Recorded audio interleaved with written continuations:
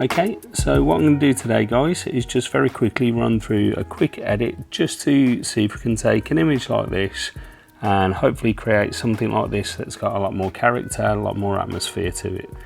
So going back to the original file now, I shoot in RAW on the Canon 5D Mark III, so I do have quite a lot of room to play with. Whatever camera you're shooting with, I'd always try and suggest shooting in RAW, just because you've got a lot more data saved in the highlights and in the shadows just that you can recover. So taking an image like this, obviously we've got a real big high exposed part there and really dark shadows. So it would be obvious to kind of start at the top and look at the exposure and try and get that balance, but I actually quite like to work backwards. One of the first things that I do is just add this little bit of blue saturation. And what I find it does is just deepens the blacks a little bit and just makes everything that touch more contrasty, and that comes into effect a little bit later on.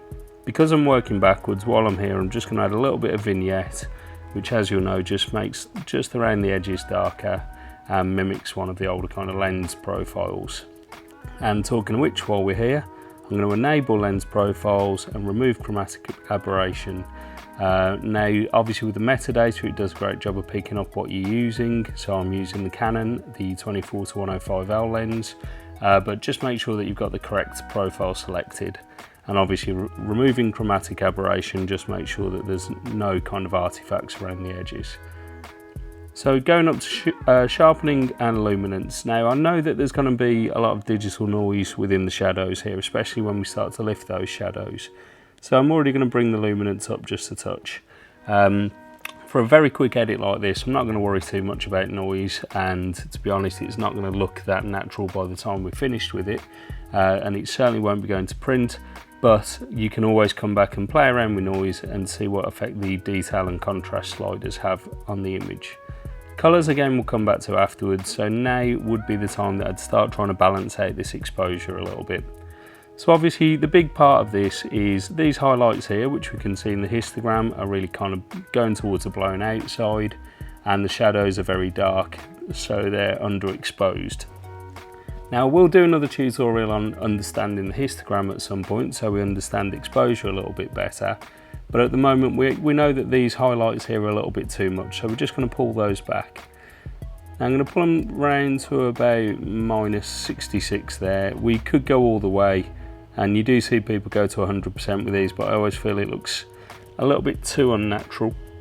So I'm just going to pull that back to around about 60.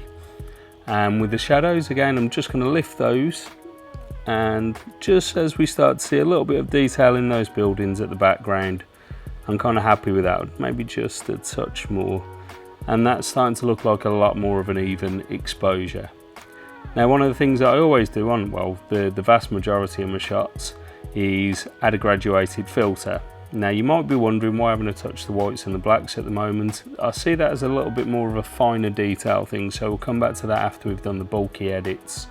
So with the graduated filter, we've got this icon up here, and what I'm going to do is just click on that, double click on effect to reset everything, and I know that I'm going to pull the exposure down a little bit in that sky. So by pulling the exposure back just a touch, and then clicking, holding down and dragging downwards, we're just applying a filter to that sky, and as you can see, brings back a little bit more detail. Now I do want to add a little bit of a purple tint to that, just to give it a little bit more of an evening feel, but we are going to make some major adjustments in a minute, so I'm not too concerned. And I'm just going to add another graduated filter just at the bottom here on the water, only this time all I'm going to do is bring the clarity up and the exposure down a touch, and probably just bring the temperature down a touch as well, because I want that water to really kind of stand out and look reflective. So just about there. And for graduated filters for now, I'm kind of happy with that. So just looking at the actual colorings of the image as well, we want it to look kind of evening-like, so I'm just going to bring the temperature up just to introduce some of those oranges into the sky, kind of happy with that. And bring the tint slider, bring some of the purples in as well. Probably a bit too much there, just pull those back. And just looking at the sky there, I'm kind of happy with where that is. That looks good to me. So going back to the other image that we looked at before, obviously we've got this faded kind of feel to it, so you might be thinking, how do we achieve that? So what I'm going to do is just look at the tone curve here, and if we add a point about there and a point about there, we can start to mess around with the tone curve and just see what effects we have. So first off, I'm going to have a look at these highlights, which I'm just going to pull down a touch. Just getting a low battery warning, so just plug the laptop in. Schoolboy error there.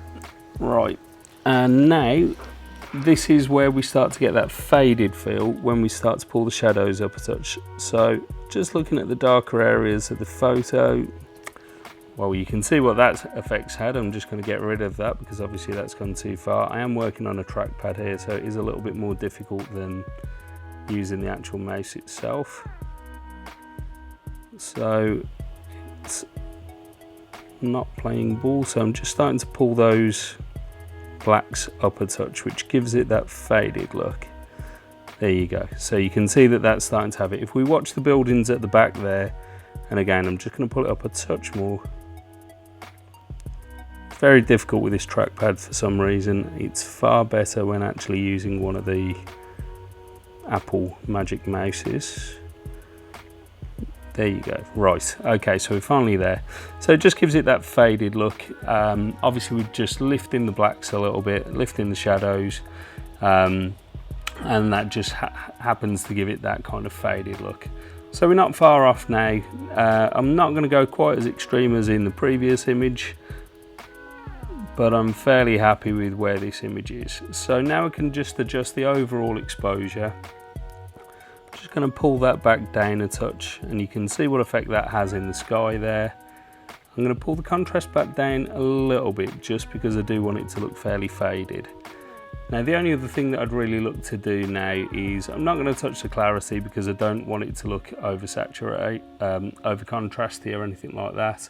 The vibrance I'm just going to pull down just a touch because there's just a little bit too much going on in the sky there, and just pull the saturation down a little bit as well.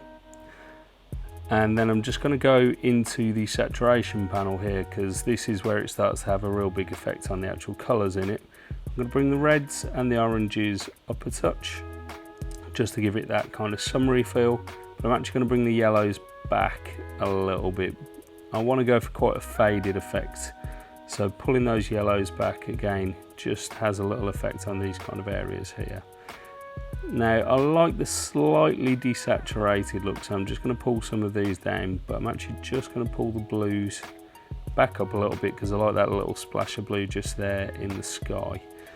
Now I like this red neon light here that pulls you into it, where you can actually see this chap walking along here, and just a few little splashes of colour like the blue in the back of the image there. So I don't want to go too far with it, and just for a very quick edit, that's not too bad as it is. Fairly happy with that as it is, and that's just a very quick walkthrough. Just going to pull the whites down a touch just because that is still quite bright there, so just going to pull those down a little bit and just pull the blacks up just a touch just to add to that faded feel, and somewhere about there is where I'd like to be. Now this is only a very quick edit, and if I just reset everything, could go through the history, but if I just reset everything, you'll see what an effect that has. So that was quite a dramatic change. We will do a little bit more of an in-depth tutorial very soon, but that's just a very quick walkthrough how I edit this photo. Thanks a lot, don't forget to subscribe, and if you can like the video please, that would be great, and let me know if there's any tutorials that you'd like me to pick up on going forwards. Thanks a lot guys, bye.